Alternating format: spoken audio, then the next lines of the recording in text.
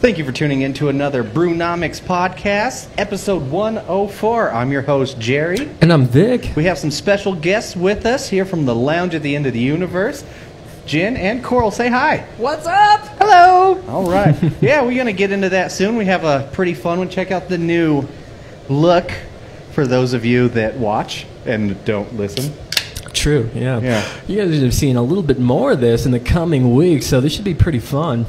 I think so. Expect some cool stuff from Brewnomics and the lounge, but before we get into that, let's have a nice little beer icebreaker. You're just getting right to it. Oh, yeah. I like it. We're Man just of drinking. action. It is a beer podcast. Yeah, no, That's what good. we do. Yeah, that's right. Let's beer. We He drink doesn't and we fuck talk about. about things. I'll do my best not to spill this one. Thank you. Yeah, we appreciate that. Yes. So the first beer I got, because when we first met Jen, she said she's not much of a beer drinker. Well, I have an allergy. Yeah, I'm allergic, so not a lot of beer. As this progresses, if I keep drinking, you guys are going to get to see a really fun little chest rash. It's just, don't worry, I'm okay. Cool. It's good to know. Yeah. All right. It's nice that we've been warned. So our first beer is a Kolsch. Good luck pronouncing that one. The only reason it's from Freigeist? I believe it's pronounced Freigeist. It is called the Eau de Cologne. It doesn't. I would never guess that. By the way, it's spelled Ottekolong. Is it very aromatic? But Kolsches traditionally come from Cologne, Germany. Yes, they do. Historically. So I had Jen brought up a little Kolsch story when we first met. So I thought, hey, this is appropriate as any. Nice. What do you got on Untapped for us, Vic? Yeah, so going over Untapped, so if you guys are unfamiliar with Untapped, basically we utilize the Untapped social media platform to help us rate and understand beer a little bit, so I'll kind of go over some information with you.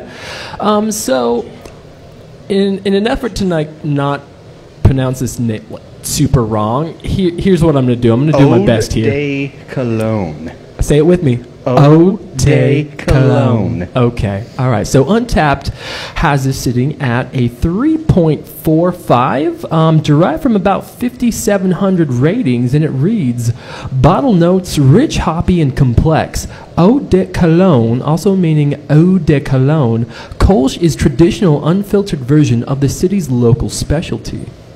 So go ahead, give it a sniff, give it a taste, tell us what you think. Yeah, it's Cologne, but it is not from Kolsch, Germany. This is from Bloomington, Indiana. These guys started in 2009. That's really far away. The mission.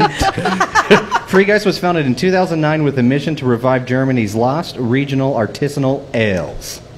So, artisanal, that means German fancy. beer with an American take, I Well, suppose. it definitely has a German beer flavor to it. Good. I really love a Kolsch. It's one of my favorite easy drinking beers. Now, did this one say it was an unfiltered Kolsch? No, what makes that different? Nothing. It's just marketing. Yeah. A lot of time, there's really no such thing as an unfiltered beer. It's all bullshit. So it's one of those things they'll put on the can just to make it seem a little bit more special. Sometimes it does kind of skip a little, like they didn't leave it in the cheesecloth for as long to let it drain out or whatever it may be. But you could tell by looking at it. It's not like cloudy. You can't see through it, but I definitely wouldn't say unfiltered. It's just marketing. That's really all it is. Okay, well, good. Thank you for clearing that up for me, because I already felt stupid about beer, so now I'm slightly less stupid, which is good. No, we don't claim to be experts. We're just enthusiasts. No worries. We get to drink and learn things. Exactly. So what was its rating? 3.45. Okay. So this is at 5%. It's probably right where it should be. Fuck, I don't remember what this one cost. I always try to judge beer based off the price point, too. Can we check on the internets? Yeah, well, we get it from Brewers Haven, or this one from there, so it could be different. I think it was around, I want to say $6 a can, if memory serves right. Which is a bit much, I think. I would give this beer a 3.25.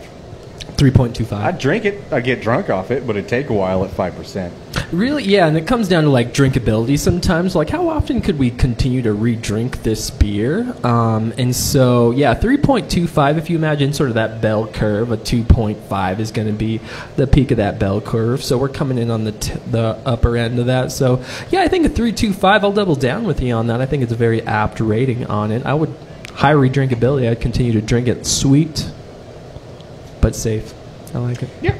So I'm going to ask dumb people questions because I'm not much of a beer drinker. So I'm here to represent all of those people.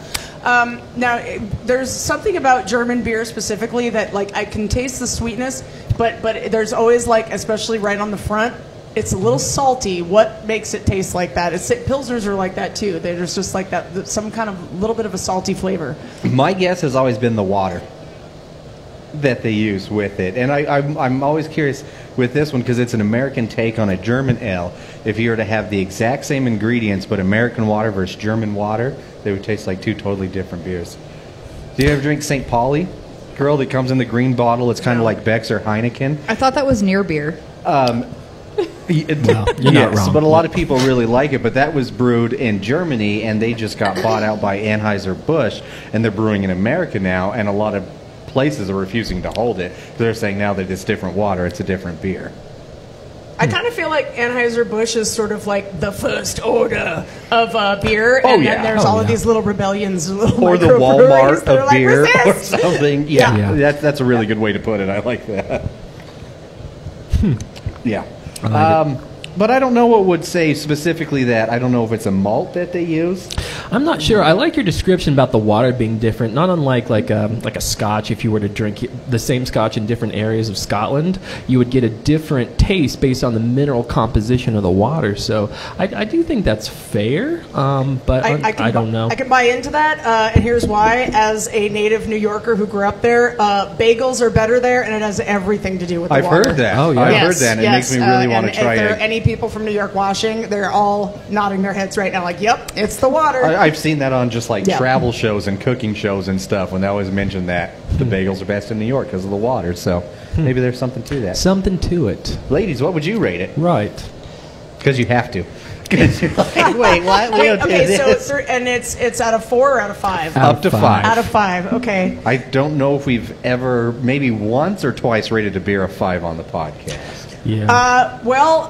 Because I really don't know what I'm doing, and I also have a beer allergy. One thing I didn't mention is that makes me really sensitive to the effects of it. So on the fact that I already have a buzz off of a quarter of a cup, I'll give it a 3.5. Can I do that? 3.5? Oh, yeah, absolutely. Give it 3.5? And just so you're aware, this is sitting at 5% alcohol by volume, 20 IBUs. Jen's a big old puss. No, wait, I totally understand where you're coming from with your allergy. And that's the lower end of the spectrum for today, so.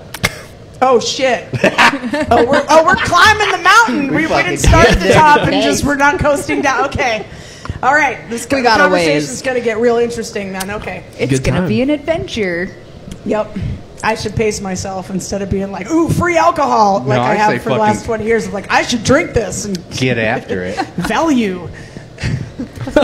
Coral, did you rate it? Yeah, I would go the same 3.5. Like it doesn't have a ton of flavor. Like it's not upfront and like in your face like so many of the beers nowadays are with like the IPAs and things like that. But like it's enjoyable, it's drinkable, and it's definitely better than Coors Light. Oh, absolutely. A Kolsch is a good... You sounded way smarter than I do about this. I've drank more beer than you. Yes, that is true. I rely on her actually here at the lounge to be the person, like, taste this and tell me if it's good. Perfect. So. That's important. So, yeah, I would say this is a good one. It's, like, if you want to do a good drinking game, summer drinking game outdoors or something, but you don't want to drink a domestic, this would be a... damn fine. I would play beer pong with this. Oh, fuck yeah. Absolutely. Fuck yeah. I would play the first round, and then you guys would have to put me down for nap time. Substitution. But I was going to say, this is a nice beer, like, coming out of the cold weather, and like, what's today, like 70? Yeah. 72, yeah, so it's a nice beer for that. Plus, it's really hot in here under the lights of this very dim bar we're in. That's true.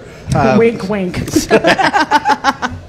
All right, so I guess let's get after it, huh? Jen, Coral, thank you for having us. Thank you for everything. As you can see, this is a nice little setup that they help, I don't know if to say put together for us or is just here and are helping us utilize. Well, while we're on it, let's give a shout out to the tech crew. Yes. Yes. Gabriel, Jordan.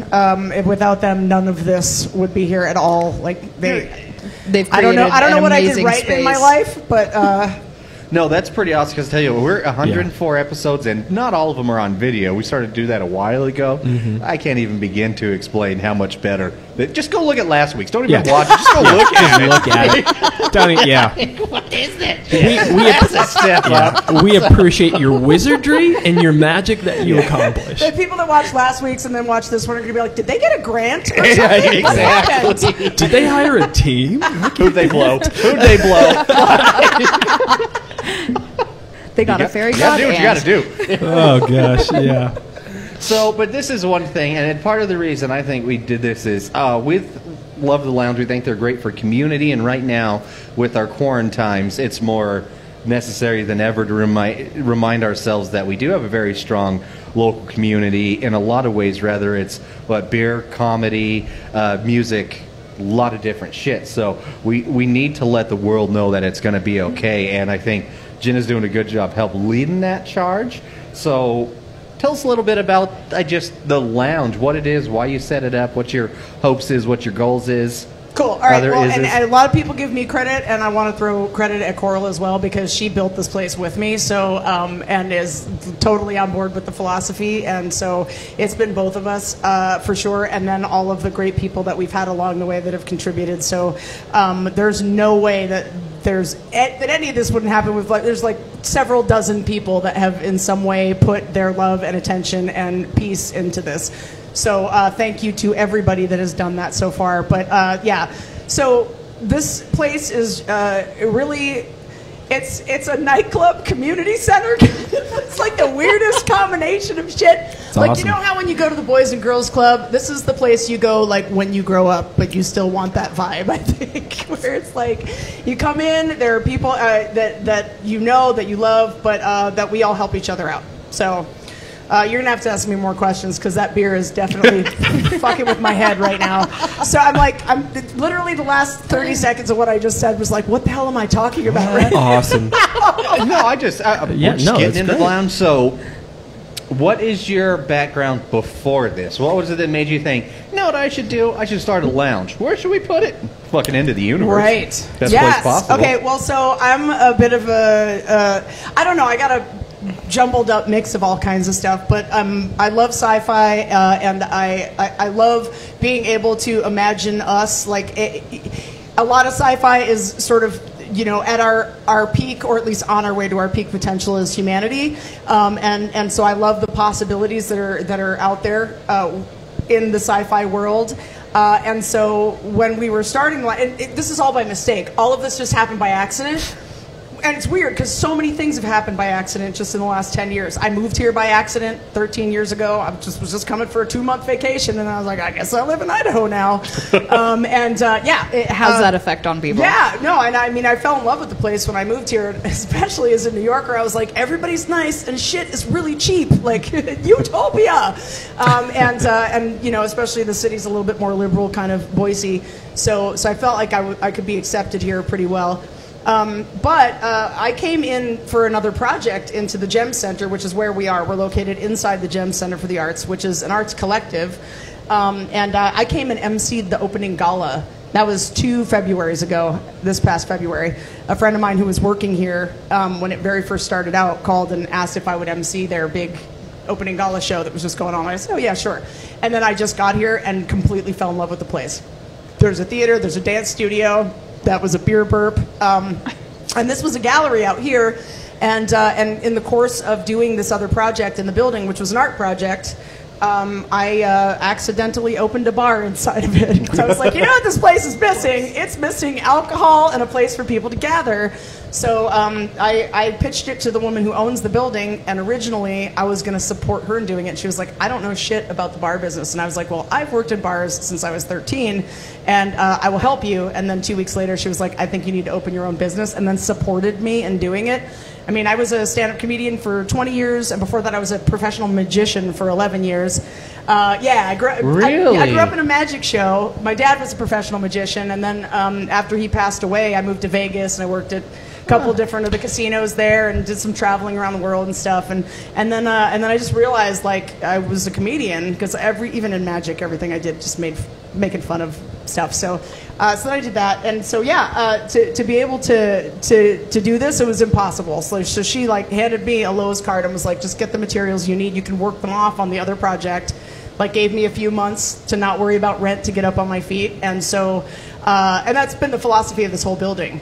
I mean, people just really helping each other and lifting each other up to the place where they can be more of what their potential is.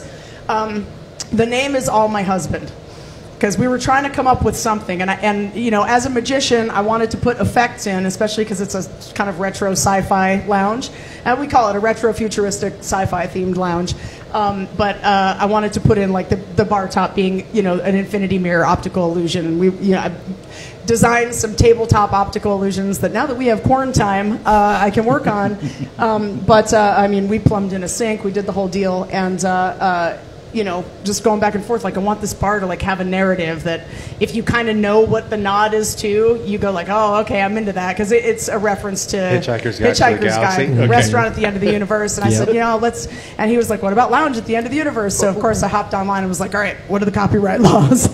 We do throw a towel party every year, though. Yeah. Nice. May 25th is actually. Forget to bring man. a towel. Yeah, I don't know if we're still going to be in quarantine. We probably are. Probably, yeah, but Maybe we'll we'll work out a virtual one. growler deal or something like that if you bring a towel down. Yeah, last year we had opened 2 weeks before, and everybody told everybody, if you come wearing a towel, everything's a buck off all night. And people came in robes and towels, and yeah, it was great. Awesome. We were juicing lemons back there and making gargle blasters, and it was a good time. They were not good. No, they were awful. And But people we still sold drank a lot of They were them. like, all right, just in the spirit of it. Yeah. It was like at the end of the night, like after you finish all the good wine, and you're like, fine, we'll open the friggin' rooster one that somebody brought for $2 or whatever. Like, What do we got left? Is it the box wine? Box. Get the box wine. yeah, you know what? At my parties, it's usually that Rex Goliath that's left. You're There like, you oh, There you go. fine. The cock I'm not done being drunk.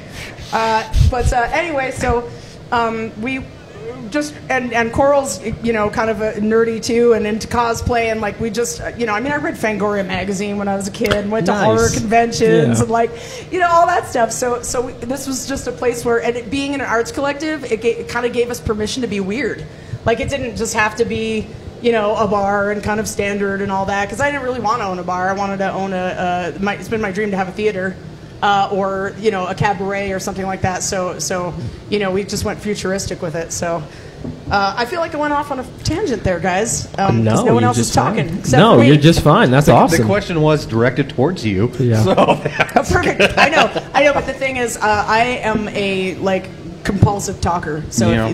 sometimes you have to be like, and scene. Oh, Like, I get it. I tend to steamroll conversations, so it's nice to have some competition. That's why she Steamroll, owns an baby. event center. Yeah. So I've just become more conscious of that. So I'm like, and maybe I should stop and check in with everybody here. It's So what my about relationship you? therapist told me to do. There you go. What about you, Coral? What got you started here? Because I know you do a lot of the marketing, a lot of the outreach. You seem quite passionate about what goes on around here. Yeah, I mean, I met Jen a couple of years ago at this point. It's crazy to think that we've been together that long. Cue the Business wacky partners sitcom in music.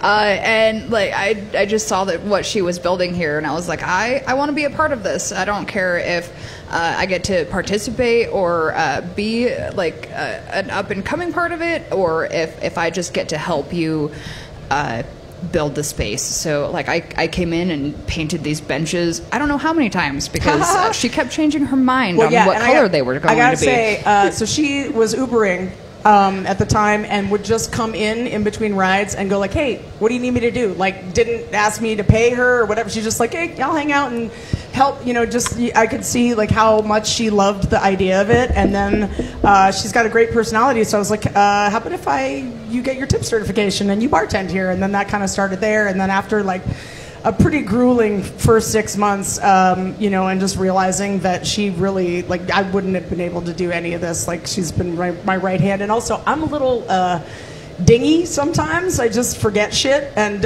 so we're a really good, she's super detail oriented on big picture. And then I'm like, all right, make it happen. And she'll sit down and actually make lists and stuff and then be like, here's the things you need to do today to accomplish all of this. She actually tried to take today off.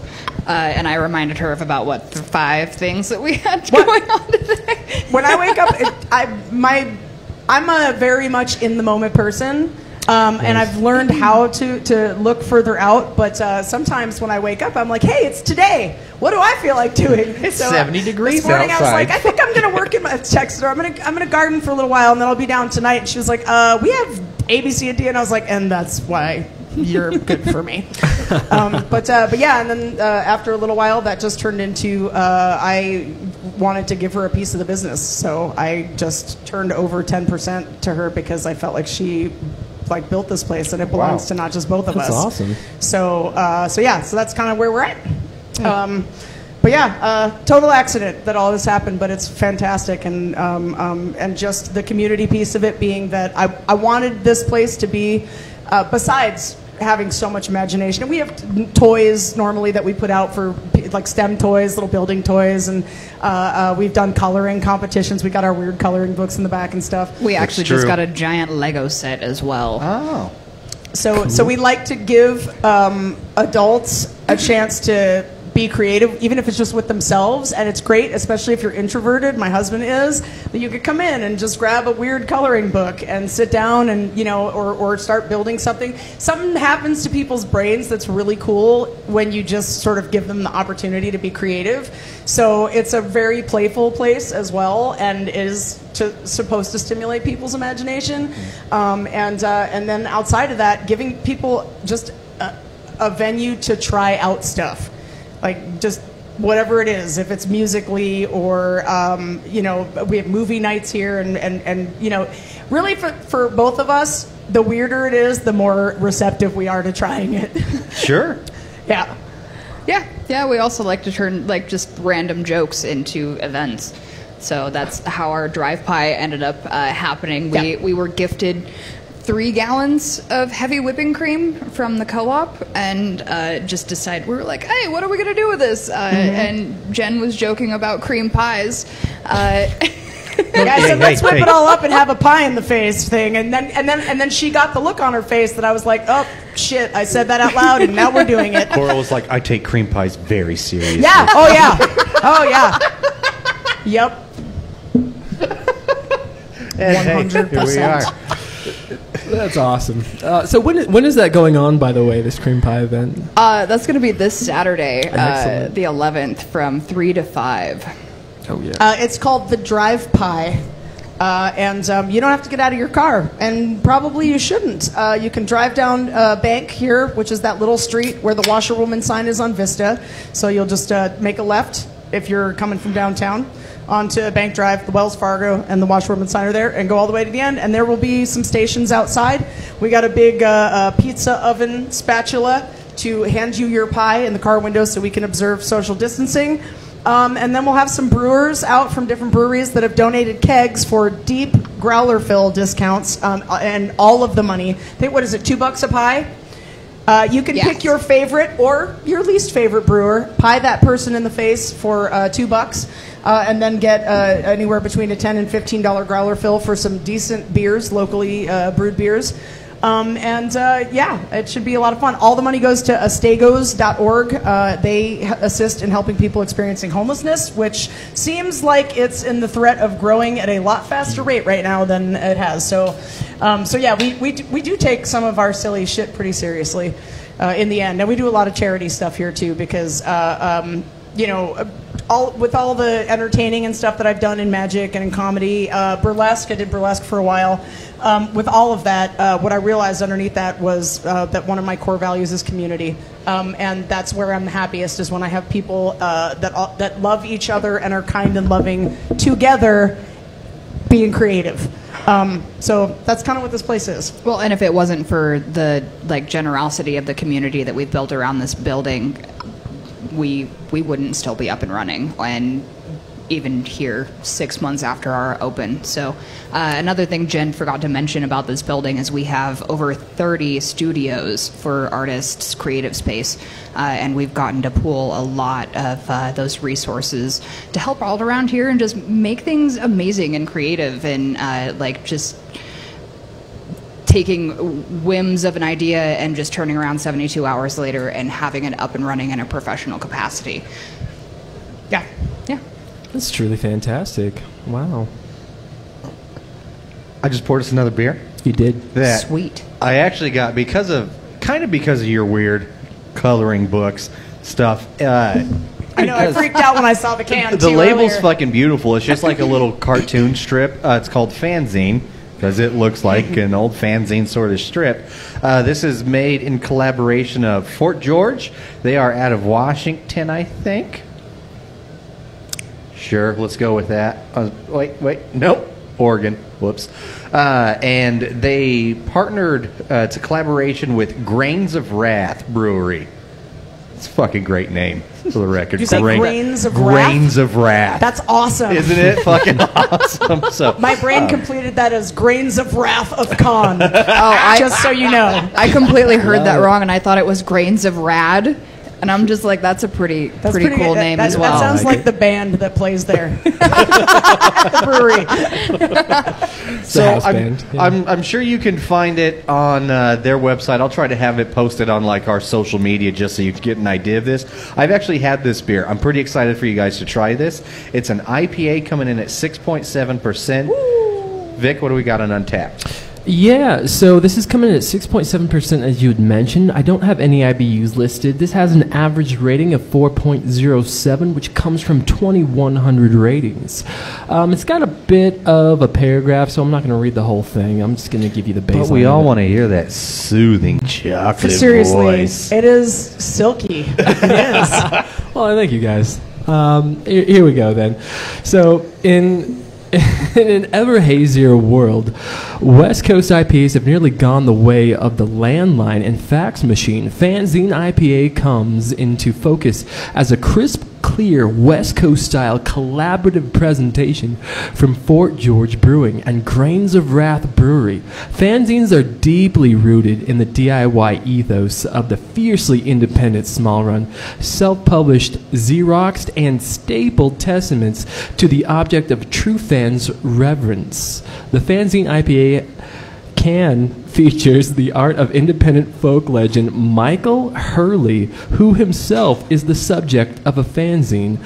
Piney bitterness backs up the heavy hop additions with grapefruit and other citrus notes. Mild sweetness from the malt bill lingers with a taste of orange juice. You're welcome. Oh, Lord. Man, that You works should even better than I expected it to after reading that for kind of where we is.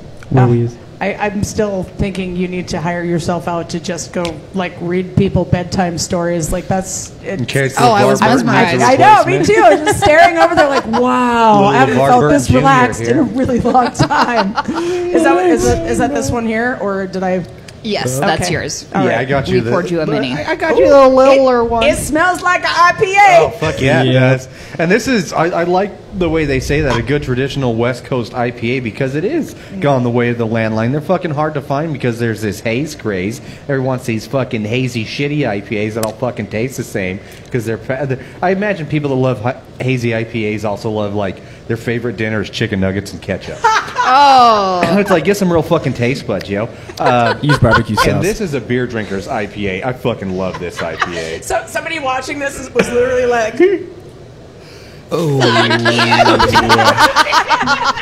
You heard it here first. And you know they're the Dino Nuggets, too.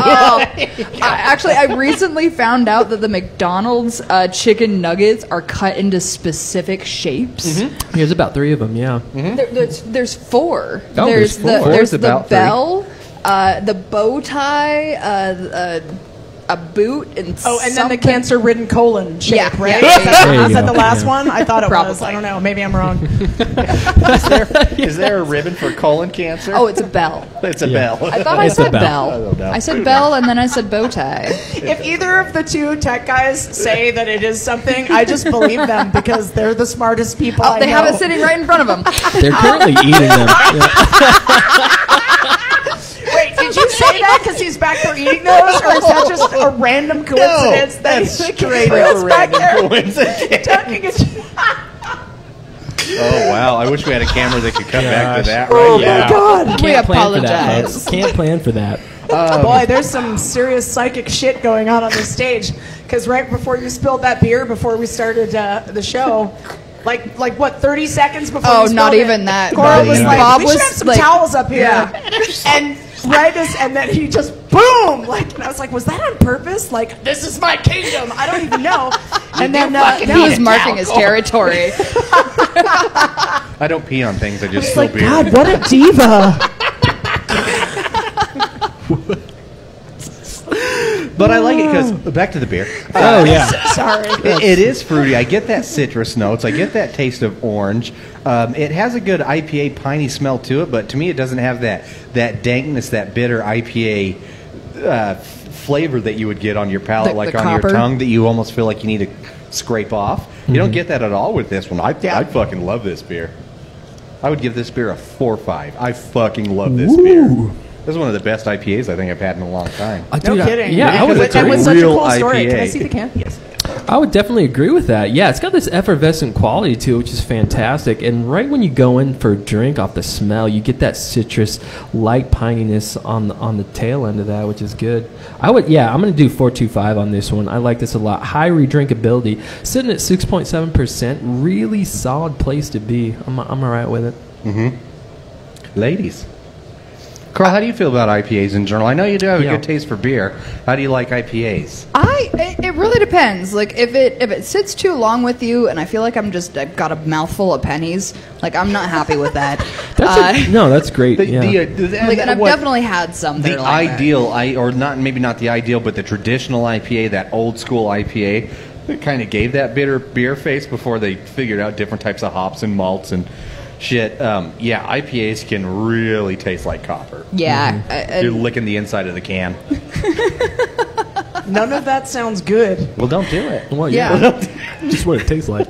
Yeah. No, I like this one, and I don't feel like it's like too in your face or like hop forward or anything like that. I would give this a 4.25. This is Oh, an wow. easy Nice. like I could drink this from like 10 a.m. till like 8 o'clock in the afternoon, something like that, probably. Did you say 8 in the afternoon? That's what I Yeah. thought she Okay. just said too. I was like, "Am I that buzzed by that?" And by the way, I'm. Oh no, this is easily a day drinking beer. I could Oh, drink agreed. this all day. I think this is, at least to me, if I have somebody that's like, I don't really like IPAs, but I've heard they're good, I'd be like, try this Fanzine. It might be a good gateway IPA. Exactly. Great gateway IPA. What do you rate it, Vic? I gave it a 4.25. You did? Okay. So Way to 4, listen. 5, 45, I'm, 45. I'm just trying to imagine trying Alright. to drink this all day. Like I really, first of all, I've got a pretty good buzz going. This one definitely, I was like, woo! Just wow. I'm sorry, I just made everybody. Jen just blew the speakers. And yes, I did. But at least I took him out to dinner first. Sorry, I could not help myself. Solid. For me, it's a better night if you don't even have to go out to dinner. You just, Can I just pull my sweatpants down? Anyway, that's quarantine sex, everyone. Just that's a little bit of revealing piece of information. I usually don't like IPAs. They're skunky, you know, and sure, and yeah. I don't think we mentioned this. I am a wine person. We got into doing more of the specialty beer here because we cannot afford the shit I want to drink as far as wine goes. Totally different world. But this one is like pretty drinkable. There's a couple of IPAs that I found that I really can enjoy, but I mean, not for very long. I'm gonna start slurring soon, you guys. I'd put this at like a 4, but maybe just because I'm not an IPA drinker. that's still an that's okay, incredible yeah. rating. Like, for us, once you get over 4, that's an incredibly good rating. Rarefied air. Really, it is Absolutely. rarefied. We actually have a thing to where if everybody on rates it over a 4, it becomes a Brewnomics recommended beer. And we Oh, actually have okay. a little Got running you. separate Well, I list guess I for pushed it this, over the edge. so. But honestly, I'm sitting over here going, well, as a completely unqualified idiot, I Well, give no, it a but that 4. means a lot, though. It yeah. really does, especially not being a beer drinker, not being an IPA fan to begin with. I would never call you an unqualified idiot. That seems rude. But to say that you still like it, I think goes exactly what we were saying with this beer, what it is. It's a good gateway IPA. Yeah. Fucking find this beer and drink it. Yeah, I mean, honestly, Jen, would you have this beer again when presented? Yeah, I Okay. would drink it again. Good. All right. Where in Oregon is this beer from? Astoria. Oh, Oh, nice. Where is Land it? of the Goonies. Astoria? Oh, that's right. It is Goonie. I've told around that town a couple times. Cool. All right. So That's back right. to Gin and Coral. Who would win in a fight between David Blaine and Harry Houdini? I'm sorry, again? What? All I heard was David Blaine and Harry Houdini, and Who I would was win like, in a those are fight? two completely different conversations Yeah. if you're going to, I mean, like, No, the conversations, they're fighting. Who's going to win? yeah. okay. Who's going to win in a fight? Yeah. Yeah. It'd be hard for me to say Houdini because he did die Well, from getting punched in the stomach. no. Actually, Houdini was I would pick Houdini. He was actually an incredibly physical dude. Not only did he do upside down straitjacket escapes, but he also would let people just punch him in the stomach as hard as they could, because he had this sort of technique of being able to absorb it. So, I mean, just even if he didn't fight back, just sheerly wearing out David Blaine by having him punch him in the stomach over and over again, he would win. I think David Blaine would just forfeit after a while. But considering one is alive and one is dead, if we're talking strictly like today, definitely David Blaine, because he is still amongst the living. Yeah, Houdini wouldn't put up much of a fight. Could anybody beat Penn Jillette's big ass in a fight, or would he just like hammer fist him? it. Yeah. Well, I mean, Penn is like 60 now, so honestly, he's still like 6'7" 6'7", though. That He is. motherfucker's He is. massive, and he looks good for 60. I've partied at his house. No way! Yeah. Oh my god, I'm so man. jealous. Wait, Yeah, so back are you in one my of the Vegas days? Are you one of the he rare calls it ones? the slammer. Are you one of the rare ones that have actually heard Taylor talk? Oh yeah. Really? Yeah. Oh god, that's cool. Yeah, I'm so jealous. he's a really cool dude. Penn and I have gotten in a few little argumentative debates, but that's because we're both kind of blowhards. I would so. be terrified to argue with that man. Yeah. He's so smart and well But researched. he's a pussycat though, and if you You- know that, then it's fun because then Oh, he just really? gets really like animated, and like oh, you know, it's just like. But yeah, Cool. Yeah, we got into it over chiropractic care. He just tried to blast me about Interesting about subject. It. Yeah. Yeah, it was at a magic convention. My magic nerddom runs deep. I love that. Deep, great. Deep, yep. That's such a fantastic combination you have with stand-up and magicry. I'm going to go ahead and make up a word, magicry. I like it. How did you come about that? Because you said so- her dad was a magician. Yeah, Yeah. so But my then the dad stand-up's an interesting was transition. a magician, and then I just decided when I was in Vegas. So my dad and I did a show. I dropped out of high school in the 9th grade because I realized that it would be much more fun to be in a magic show. She and likes to also- say that she dropped out of high school in the 9th grade, but she actually just went ahead and got her GED. Yeah, a year later. I At- spent a at year like slumming 14 it or as a 15. dropout before my mom was like, you need to get your GED at least. So I was like, fine. So I did that. But for you. no, I just went on the road with my dad. He was pretty successful, like entrepreneur, magician guy, like and also a hand model on the side. My dad had beautiful hands, and he did a bunch of in the 80s. A bunch of commercials on TV have his hands in them. Actually, he did Colgate commercials, Kodak commercials, and the Snickers commercial where the hand comes out and there's peanuts and it closes, and then there's a Snickers bar. It's my dad's hand. It's amazing. Yeah, That's right. cool. What a weird thing.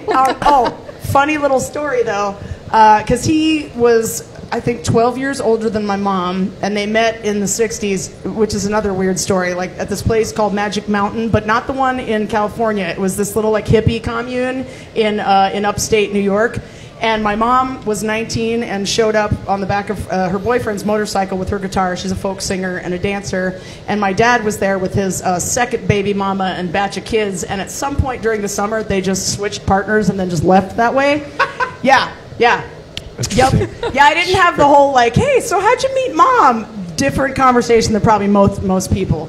But Shit, I got off track. What the hell were we just talking about? No. Yeah, your history with Magicry and stand-up, that transition. Oh yeah, so I left school and just traveled with my dad, and he wound up passing away when I was 19. And at that point, that's like the skill that I had because I had been doing it for the last few years.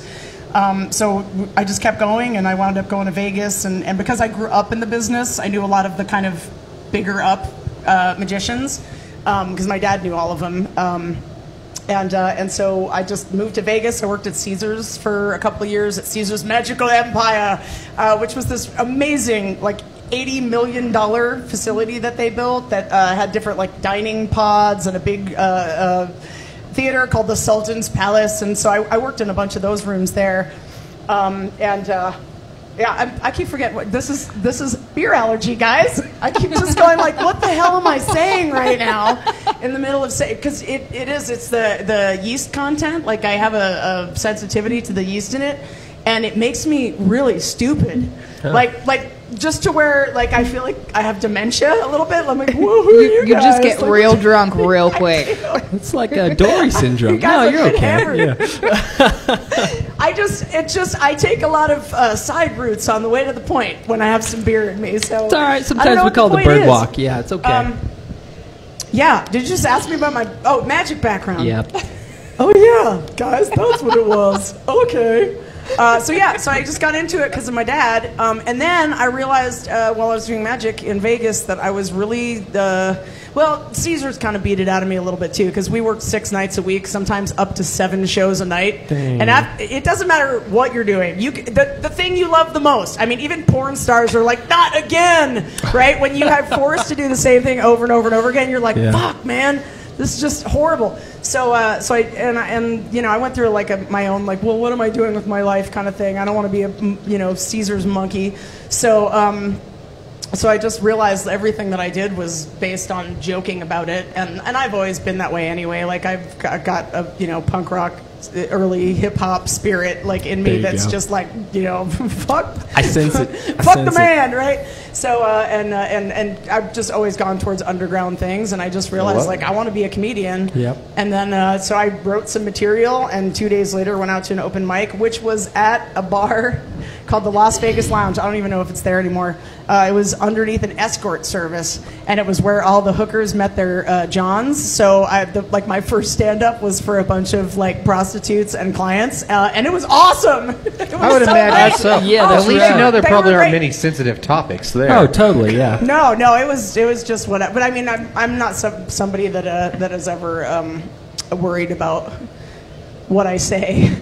I mean, sometimes I'll get sensitive about it, but no, my mom one time was like, you know why I don't like going out with you? I never know what's going to come out of your mouth, right? So that's an insight into why I should have been a stand-up comedian in the first place, because I just blurt things out, and then it's awkward, but most of the time people laugh, so it's all good. It's fantastic. No, that's great. Thanks for sharing. What do you think, guys? Another beer? I think we should take a quick break. Okay. Because I have to pee. I definitely need to use the restroom. Sure. And then we'll get right back. Yeah. We should drink another beer, motherfuckers. Let's do this. Yeah! So this is our I Tap That segment. For those of you that are new to the podcast, or as a quick reminder, our I Tap That segment, since we are an Idaho-based podcast, is where we pick a beer from Idaho, profile it, taste it, judge it, decide if we would tap it. As in, put it in a keg, drink it again, tell our friends about it. So let's find out. Coral, what do we have on tap?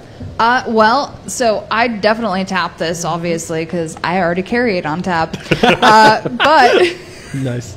This is Ruth's Lager. It's from County Line Brewing. They're in Garden City, Idaho. So just our neighbors down on Chinden Boulevard. But they're wonderful, and I love their beers. But this is Ruth's Lager. Part of the proceeds or profits of this beer goes to a nursing scholarship for local BSU students that are going after labor, delivery, and NICU degrees in the nursing program. It was named after their daughter, who didn't quite survive a day, unfortunately, but the care that they received and what the hospital provided and what the nurses provided, instilled them to want to do something for them. And with the climate today, we thought this would be a good beer to talk about because we've got a lot of frontline workers that and responders that are risking a lot, and this is a great beer to be able to give back to that and also drink. It's kind of like the Shriners. You get to drink for a good cause. There's no better reason to drink than for a good cause. I love drinking for a good cause. Well, and who doesn't like a good lager as well? It's very true. That is true. 100. What do we have? Do you want to pull up their Untapped on us, Vic? What do we got? ABV-wise, IBU-wise, check-in-wise, rating-wise? You know the drill.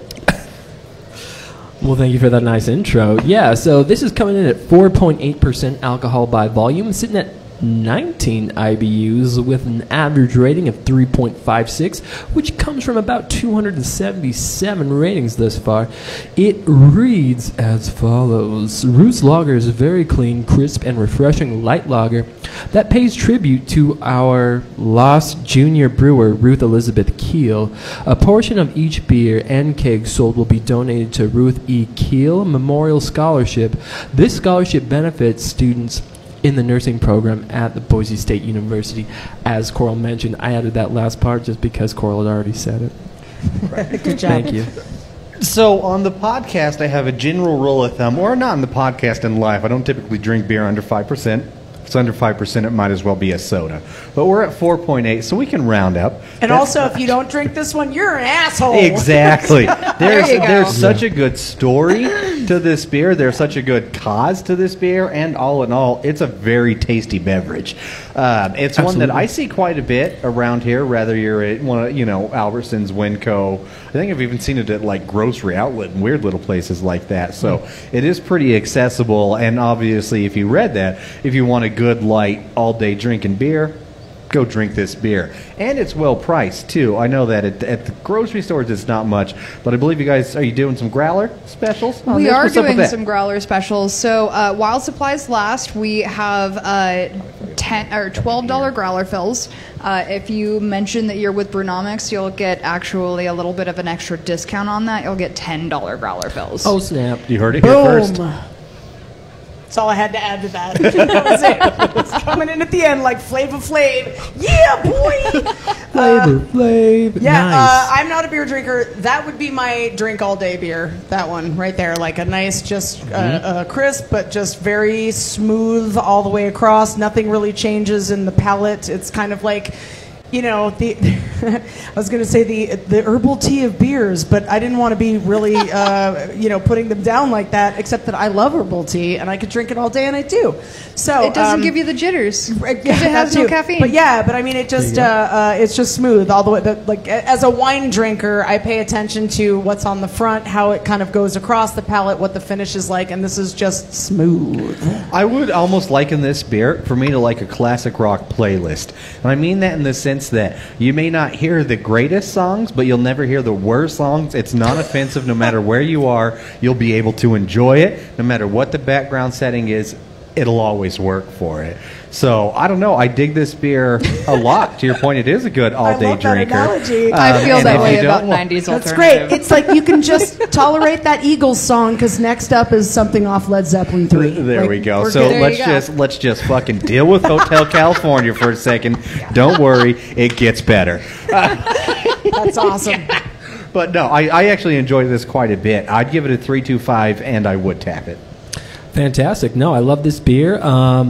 I think it's fantastic. It's sweet, little bit of nice spice. I get that herbal tea element you were talking about, Jen. I totally understand it. I would give this beer a 3.5. Definitely tap this beer, mostly because it's for a great cause, and it's a good beer. They did a good job.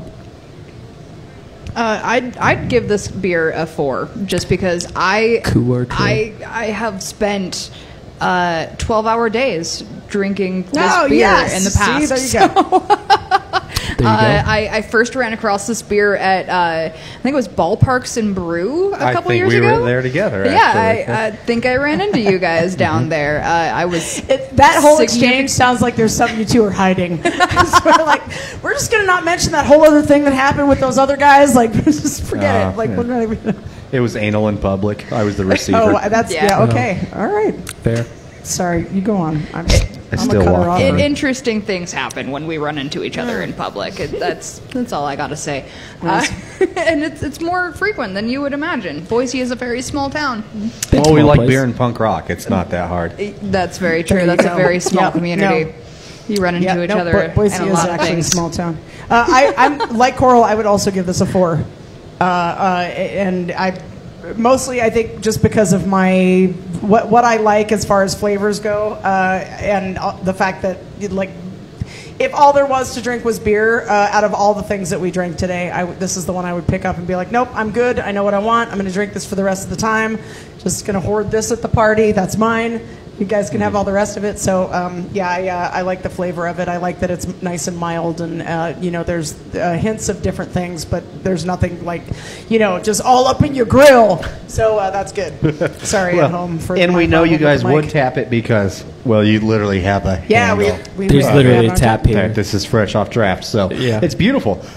So again, thank you. We enjoy it. Remember, mention Brewnomics. Come on down, give them a call. $10 growlers.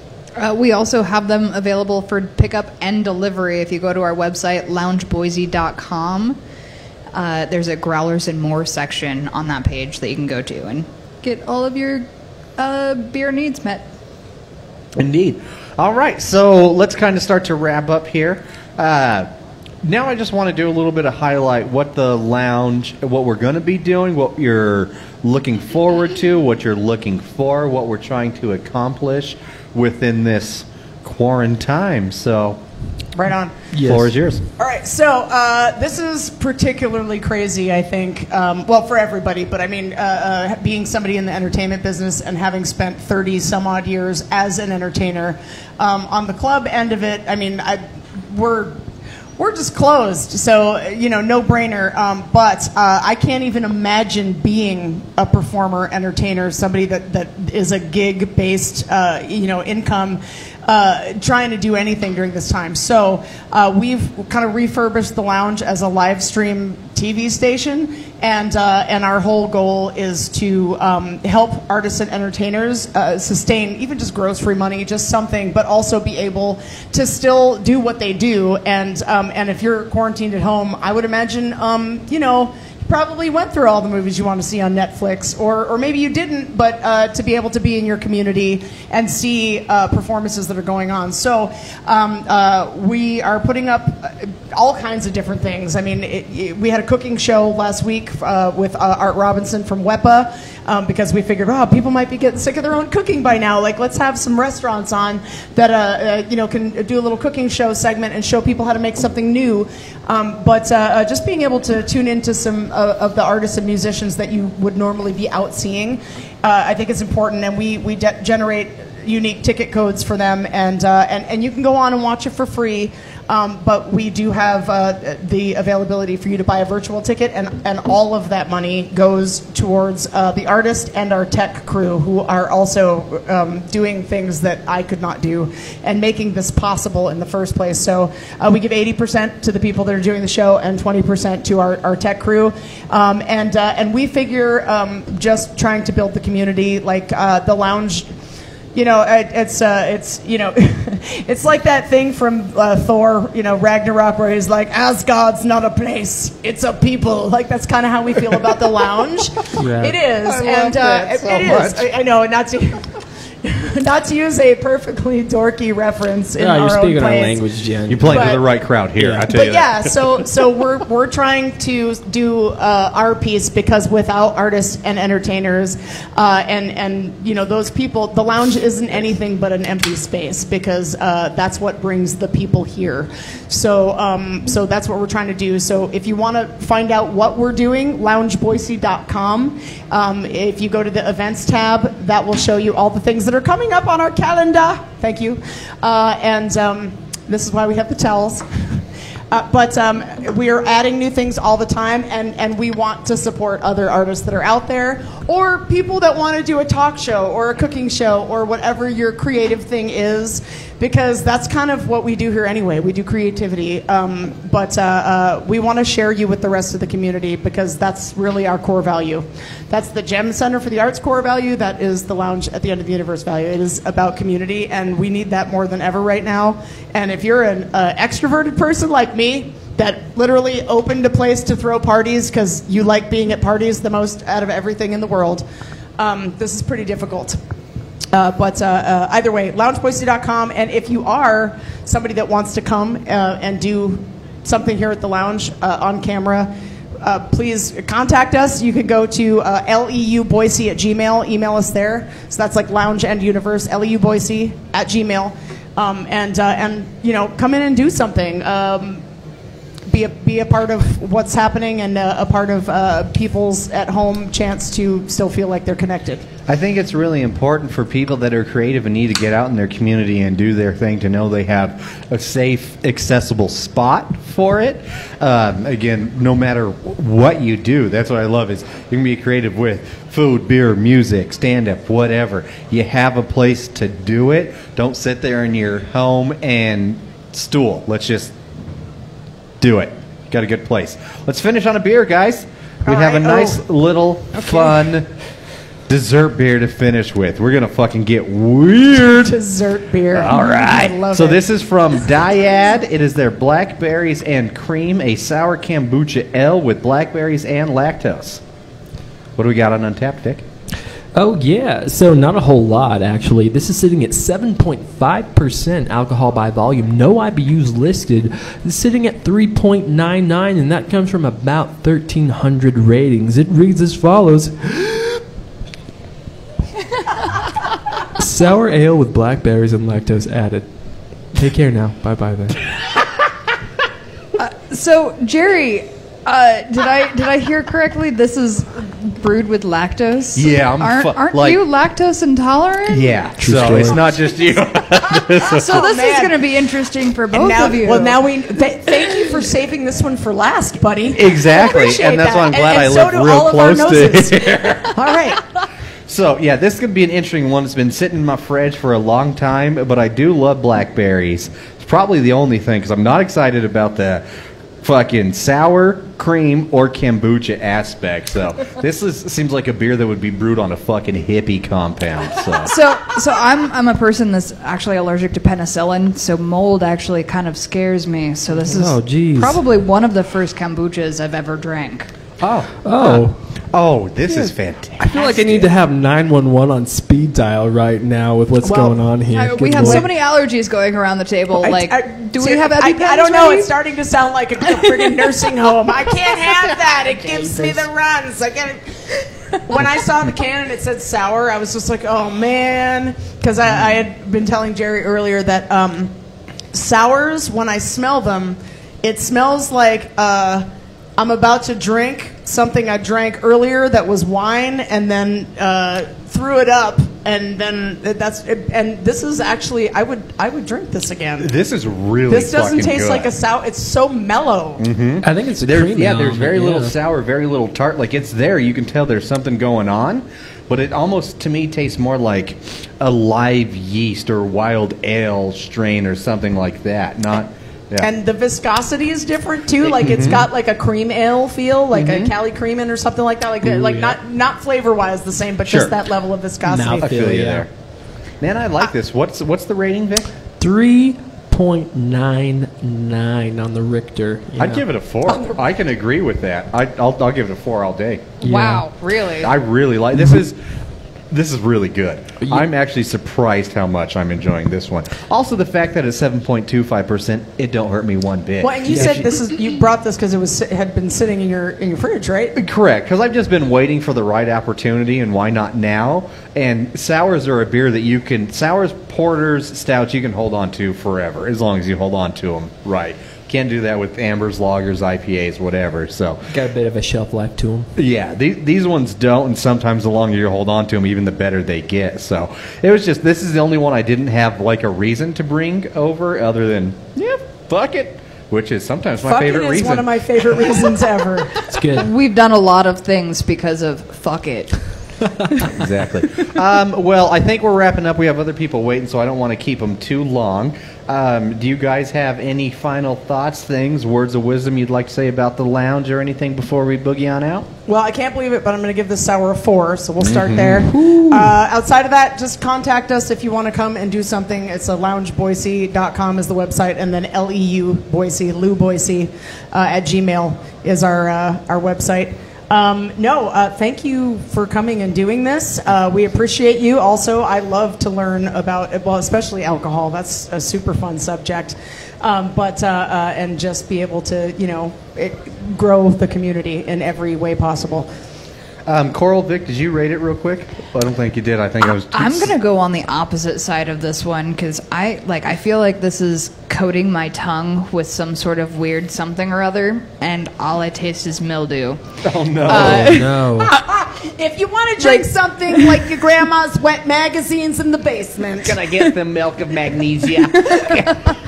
Like the I'm gonna rate this at a 1 point. Can we do we can do quarters, right? Yep. I'm gonna do like a 1.5, and the only redeeming quality of this is like it's kind of fruity, but it's 7.25%. So I mean, you can plug That's your a nose. redeeming and quality right she was there. the Simon Drink Cowell this. of this panel right now. Oh, it's crap. Like I don't know. I need something else to like uncoat my tongue with. All right. After this, I feel like I need to go back to that IPA from earlier. Vic, finish it up, Big Dog. Give us rating. Yeah. Man. It's got an interesting mouthfeel, interesting nose quality to it. The sour kombucha situation. I'm not the biggest fan of kombuchas, but this one's interesting. I'm going to tag this at a 3.5, honestly. I like what they're trying to accomplish. The 7% doesn't hurt me at all. I said it slow so you know. Yeah. Yeah, that's where I'm at. I like that. That's a good rating. I like that we're kind of all over on this one. So, Jen Coral, thank you so much for hosting us. We look forward to doing more things. Brewers that are out there that want to come on, show your product, let us know what's going on. Yep. Please get a hold of us, either Brewnomics or Lounge, one of the two. We're all Brewnomics on Facebook, Instagram, Twitter. We're not cool enough for anything else. It's true. But until next time, make sure you follow Lounge on all things social media, us on all things social media. Be good to each other. Drink good beer. Thanks for listening. Thanks for watching. I'm Jerry. I'm Vic. I'm Coral. I'm Jen. Cheers. Cheers, everyone.